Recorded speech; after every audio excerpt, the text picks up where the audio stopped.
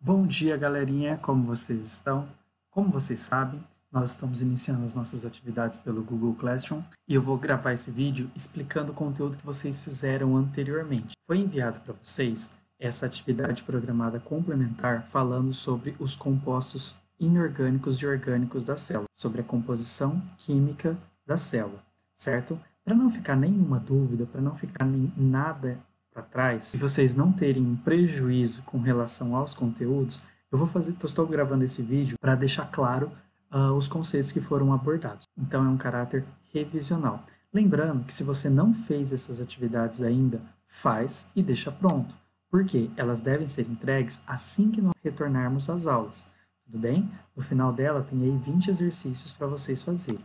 Então, se você não fez, faz elas e deixa pronto para quando voltar. Nós iremos fazer isso em 2 vídeos. Nesse primeiro vídeo, eu vou explicar sobre os compostos orgânicos e inorgânicos, e no próximo vídeo eu vou falar sobre os ácidos nucleicos, que são os materiais genéticos, e sobre as vitaminas.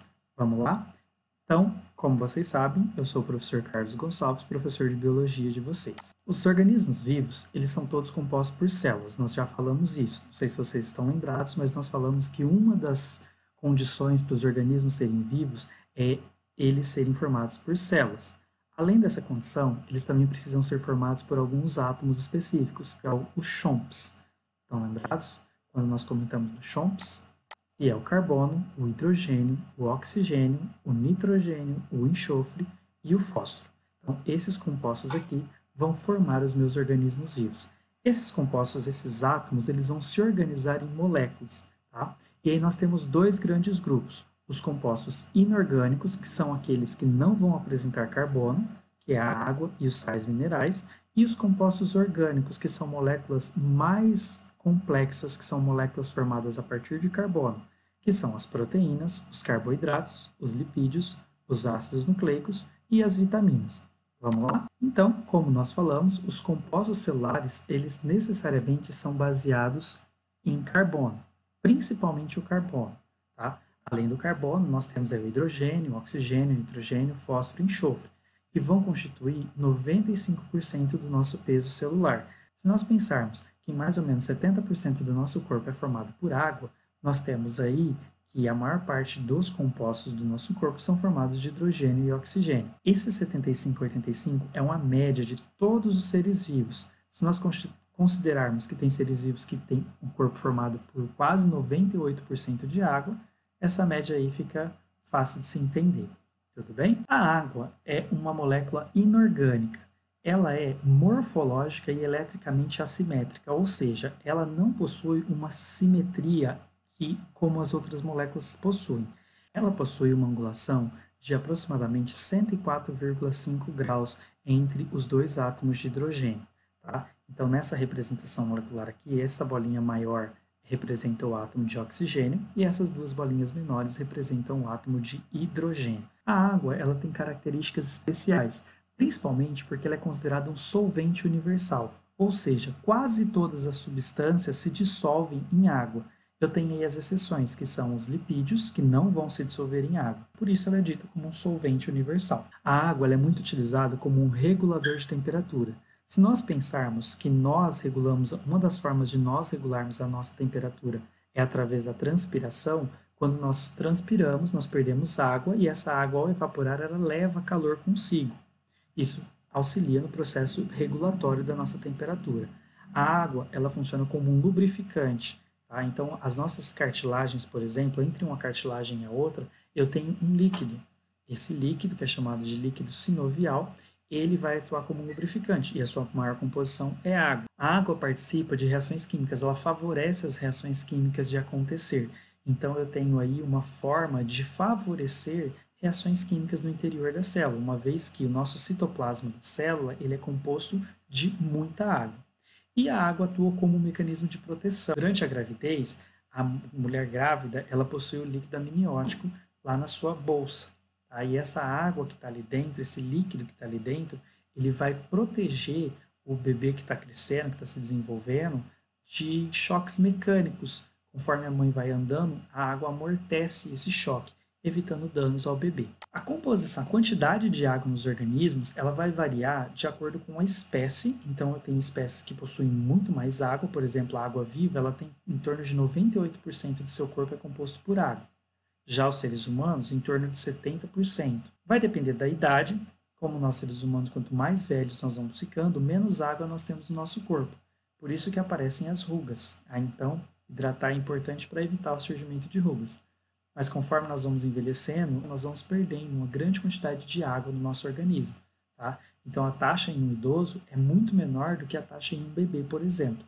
E vai depender do tecido que nós estamos falando. Um tecido ósseo, por exemplo, como nos dentes e nos ossos, nós temos uma quantidade de água muito menor do que no nosso cérebro. No nosso cérebro acontecem diversas reações químicas para acontecer o nosso pensamento, formação de memória e tudo mais. Tá? Então, essas três taxas elas vão influenciar na quantidade de água no sujeito. Os sais minerais, eles são compostos inorgânicos também, cerca de 1% do total da composição celular apenas. Eles têm uma concentração em ordem de miligrama por litro, ou seja, a quantidade necessária neles é muito pequena. Eles atuam principalmente como reguladores das atividades celulares e como composição em alguns casos. Tá? Então, olha só, nós temos componentes estruturais cristalinos, como o cálcio, que ele vai auxiliar na constituição de carapaças de alguns animais, do nosso esqueleto, casca dos ossos, nos nossos dentes. Os sais minerais podem estar associados a moléculas orgânicas, como é o caso da hemoglobina, que se liga ao ferro para acontecer o transporte do oxigênio. Então, o ferro é importante para fazer o transporte do oxigênio. Quando um sujeito apresenta anemia, significa que ele está com uma baixa quantidade de ferro no seu sangue. Isso faz com que as suas hemácias não consigam transportar muito bem o gás oxigênio. E o sujeito entra em estado de fadiga com muita facilidade, porque ele não vai ter energia suficiente para fazer suas atividades. No caso da clorofila, ela se liga ao magnésio. Isso aqui vai auxiliar no processo da fotossíntese. Aqui tem uma tabela que vai falar sobre os principais sais minerais, aonde eles são encontrados, a sua função. Tá? Vou comentar alguns deles, mas esses slides vão estar disponíveis para vocês. Depois vocês podem dar uma olhadinha neles. Mas olha só, comentando algum deles aqui, o ferro, como eu falei, ele é essencial porque ele se associa à molécula de hemoglobina, que são as nossas moléculas do sangue. Eles conseguem se ligar ao oxigênio e ao gás carbônico, fazendo o transporte desses gases. Quando um sujeito apresenta uma baixa quantidade, a gente fala que ele está anêmico. Essa anemia ela pode ser combatida comendo alimentos que são ricos em ferro, como, por exemplo, carne vermelha, vegetais verde escuro, como brócolis e couve, e leguminosas, como feijão, soja. O fósforo ele é um constituinte das nossas moléculas de DNA e RNA, que são as nossas moléculas lá dos ácidos nucleicos, que nós vamos falar na próxima aula, que é o nosso material genético. Sem o fósforo, as nossas informações genéticas elas não seriam possíveis de acontecer. Nós não teríamos como transmitir as nossas características, porque o fósforo é um constituinte essencial do material genético. Também, o fósforo entra numa molécula chamada ATP. O ATP é a molécula que armazena energia. Então, quando nós comemos alguma coisa, nós retiramos a energia desse alimento e armazenamos no ATP. O ATP, quando eu preciso dessa energia, eu libero essa energia da molécula do ATP.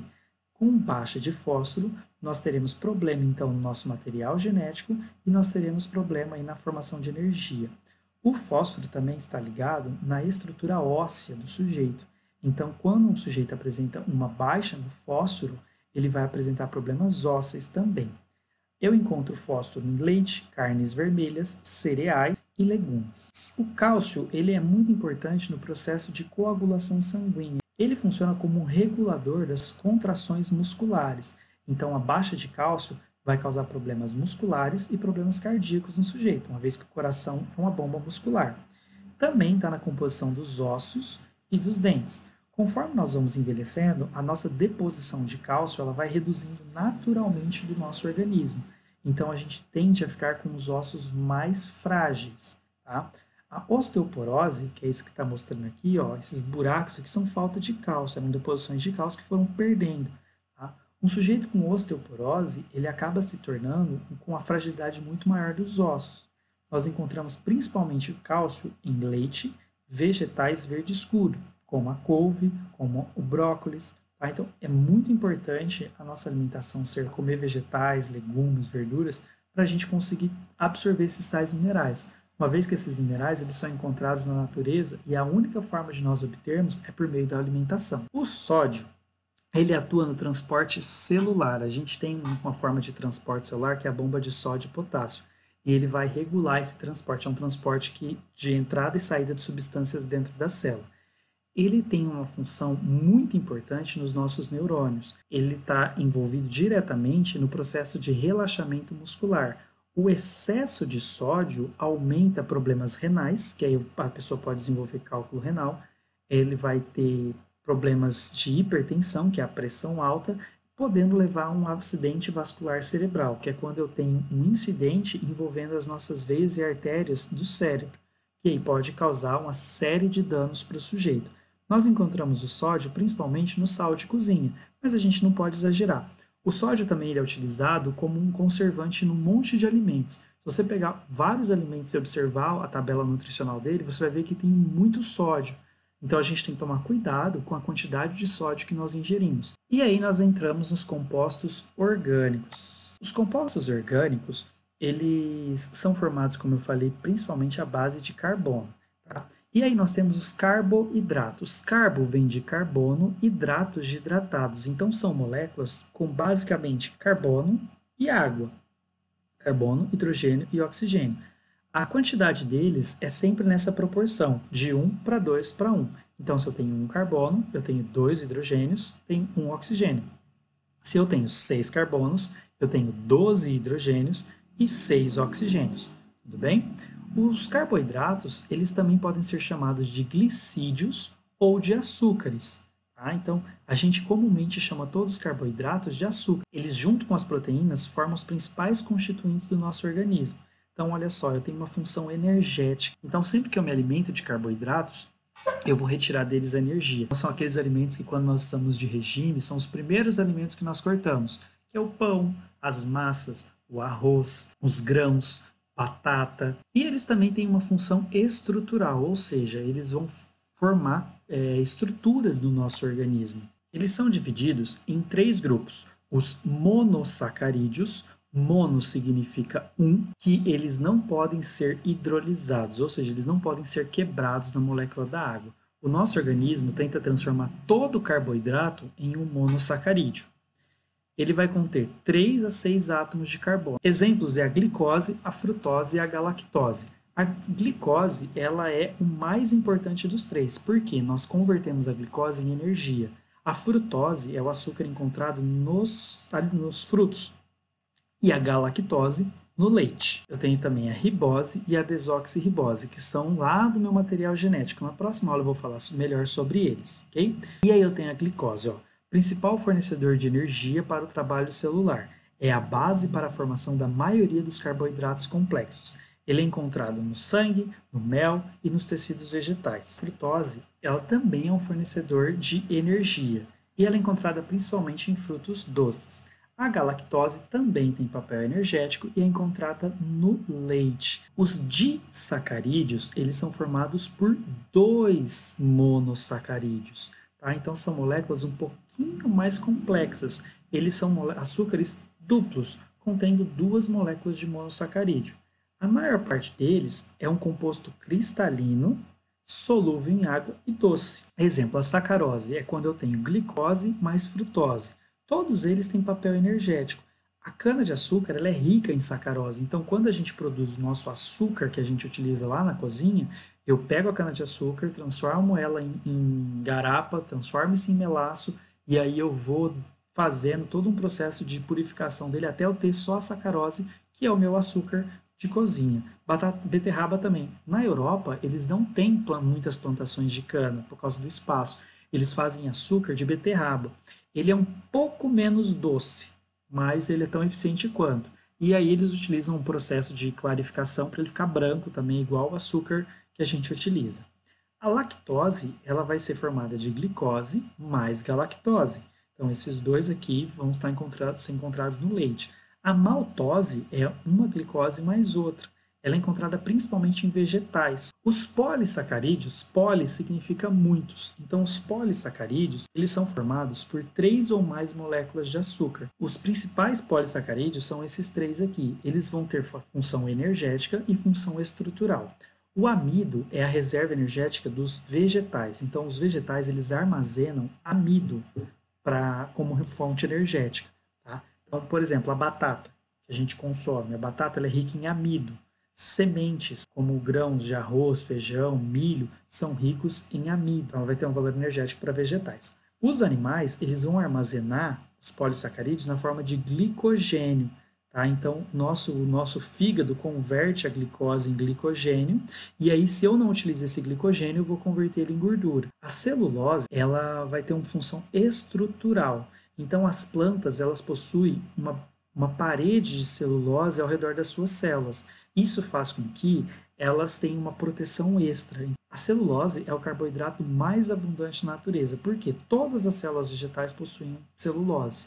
E aqui tem um esqueminha, então, sobre os carboidratos. Eu tenho os monossacarídeos, a glicose, a frutose e a galactose, que vão formar disacarídeos. E aí, quando eu tenho vários monossacarídeos encadeados, eu vou formar um polissacarídeo. Esse caso aqui é um amido, por exemplo. Imagina que a glicose é um bombom sonho de valsa. Quando eu tenho aquele sonho de valsa que vem embalado, que vem 2 bombons junto, eu tenho um disacarídeo. Quando eu tenho um pacote de sonho de valsa, aqueles que vem 1 quilo de sonho de valsa, tem um monte de bombom de sonho de valsa lá dentro, aquilo seria um polissacarídeo, seria uma molécula de amido, por exemplo. Eu vou conseguir digerir aquela molécula de amido inteira? Se eu vou pegar um pacote de bombom, eu não vou conseguir comer aquilo. Eu preciso separar ele em bombons menores, em unidades. Então, o que o nosso organismo faz? Quando nós comemos o amido, nós quebramos essa molécula de amido em, primeiro, disacarídeos e depois monossacarídeos. Quem vai fazer isso é o nosso sistema digestório. Lipídios. Os lipídios são compostos também formados de carbono, hidrogênio e oxigênio. Quem compõe os lipídios? Gorduras, ceras e óleos. São esses 3 grupos, gordura, cera e óleo. A principal característica dos lipídios é eles são insolúveis em água, ou seja, eles não vão se dissolver na água, eles não vão se misturar com a água. Se você tentar colocar óleo na água, o óleo vai ficar totalmente separado da água, tá? Porque lipídios não se dissolvem em água. Principais fontes de lipídio são frutos que possuem armazenamento de gordura, como por exemplo o abacate. O abacate é um alimento altamente gorduroso. Sementes e castanhas em geral, então amendoim, nozes, avelã, tá? Chocolate. O chocolate ele vem do cacau e é um alimento altamente gorduroso. O chocolate branco tem mais gordura do que o chocolate marrom. Manteigas e margarinas. Coco, outro altamente oleoso, tá? Tanto é que existe aí o óleo de coco. Soja, nós utilizamos comumente na cozinha óleo de soja, girassol, canola. Olha só, os lipídios eles são encontrados associados às membranas das células e transportados pelo plasma do nosso sangue. Principais funções dele: função energética. Nós também obtemos energia a partir dos lipídios. Por isso que quando nós queremos emagrecer, nós reduzimos a quantidade de carboidratos e aumentamos a quantidade de exercício físico. Porque o nosso organismo começa consumindo carboidratos, acabou o carboidrato disponível, ele passa para os lipídios. Ele vai auxiliar na função hormonal. Eu tenho vários hormônios que têm origem a partir de lipídios. Dentre eles, os hormônios sexuais, a testosterona e o estrógeno. Eles vão ter função estrutural. A membrana plasmática, a membrana da célula, ela é formada de lipídios e proteínas. Então, eu preciso desses lipídios. Eles vão funcionar como excelentes isolantes térmicos. Bebês, eles sempre são gordinhos na região do peito para proteger o coração e o pulmão, que são órgãos essenciais para eles. Os lipídios vão auxiliar também na coagulação sanguínea, tá? Então, eu tenho aí lipídios que são funcionais durante o processo de coagulação sanguínea. Outro exemplo é para proteção, tá? Então, essas almofadinhas que a gente tem na mão e no pé são lipídios, são a base de lipídios que vão auxiliar uma proteção contra choques mecânicos e vão dar uma proteção maior para o nosso corpo. Então, eles têm funções estruturais, reserva de energia, isolantes térmicos, hormonal, proteção mecânica e impermeabilizantes. As ceras, elas são utilizadas como impermeabilizantes. Se nós sairmos um pouco de nós, seres humanos, e pensarmos em plantas, por exemplo, frutas em geral, elas possuem uma camada de cera em volta da fruta para proteção. que vai funcionar como um impermeabilizante. Aves possuem uma glândula chamada glândula uropigiana que secreta um óleo que vai impermeabilizar as penas. Isso faz com que os animais que vivem próximos a lagos consigam nadar livremente sem molhar suas penas, porque elas ficam impermeabilizadas. Os lipídios, eles podem ser simples ou complexos. Os complexos são aqueles que possuem, além da sua composição de carbono, hidrogênio e oxigênio, outros elementos, como é o caso dos fosfolipídios, que estão lá na minha membrana celular. Nós vamos falar deles um pouco mais para frente, quando a gente entrar dentro da célula e falar de membrana plasmática, nós vamos falar sobre os fosfolipídios, que são fósforos, lembra lá do fósforo que a gente falou lá, tá? Dos sais minerais, associados a lipídios. E aí eu vou ter os glicerídeos, ou glicídios, que são os óleos e as gorduras. A diferença entre eles é que o óleo é líquido e a gordura é sólida. O óleo é de origem vegetal e a gordura é de origem animal. As ceras, elas têm uma função principalmente de impermeabilizar. Então, a cera de ouvido que nosso ouvido produz para proteção, a cera que as abelhas produzem para a construção das colmeias, a cera que possui na casca dos frutos para impermeabilizar, tá? E os esteroides, eles vão ser os hormônios, principalmente os hormônios sexuais, tá bom? Então, olha só, os cerídeos aí, função de impermeabilizar, proteção, construção das colmeias, os fosfolipídios que vão estar associados lá à molécula que vai formar a membrana plasmática, os esteroides, que aí nós temos os que vão formar os hormônios, e aí eu tenho também o colesterol, que é o mais importante de todos, que é o que a gente ouve falar do HDL e do LDL. Ah, é o colesterol bom e o colesterol ruim. O colesterol bom é o HDL, que significa High Density Lipid, ou seja, lipídio de alta densidade. Por que ele é bom? Porque ele remove o LDL da corrente sanguínea. O LDL é o lipídio de baixa densidade, é Low Density Lipid. Então, é lipídio de baixa densidade. Ele é ruim porque ele se acumula nas paredes dos nossos vasos sanguíneos. E aí ele pode proporcionar obstrução dessas artérias, dessas veias, causando infarto, causando AVCs. Tá? Então, o LDL é ruim porque ele se acumula nos vasos sanguíneos e o HDL é bom porque ele retira o LDL. O HDL é encontrado principalmente em azeite, por isso que eles falam que utilizar azeite faz bem para a saúde. Outro exemplo são os hormônios sexuais de esteroides, que é a testosterona e o estrógeno, por exemplo, que são os hormônios que vão definir as características sexuais do sujeito. Os carotenoides, eles são lipídios que vão garantir coloração, tá? Onde encontra isso principalmente em alimentos que são coloridos. Por exemplo, a cenoura, ela possui a cor laranja. Ela é rica em carotenoides. Beterraba, rico em carotenoides. Pimentão, rico em carotenoides. Todos eles são insolúveis em água. São importantes porque eles auxiliam no processo de fotossíntese. Tá? Além de, eles seriam importantes porque alguns deles são precursores de vitaminas. Nós vamos falar na próxima aula. As vitaminas vão atuar como reguladores. Então, às vezes, a falta de determinados carotenoides no nosso organismo vai proporcionar a falta de determinadas vitaminas. Pessoal, o que eu ia passar para vocês nessa primeira aula é isso. Eu vou deixar aqui no Google Classroom 5 questões para vocês responderem pelo Forms, para nós começarmos a nos habituar a utilizar esse recurso. Qualquer dúvida que vocês tiverem, vocês podem perguntar diretamente pelo Classroom. Tem lá a opção de vocês perguntarem no mural da sala, e aí eu vou responder vocês, ou vocês podem perguntar diretamente para mim, que eu também vou responder vocês. Gostaria de dizer que estou com saudade de vocês. Se cuidem, tá certo? Se cuidem, para que logo, logo nós estejamos todos juntos. Um grande abraço e até a próxima!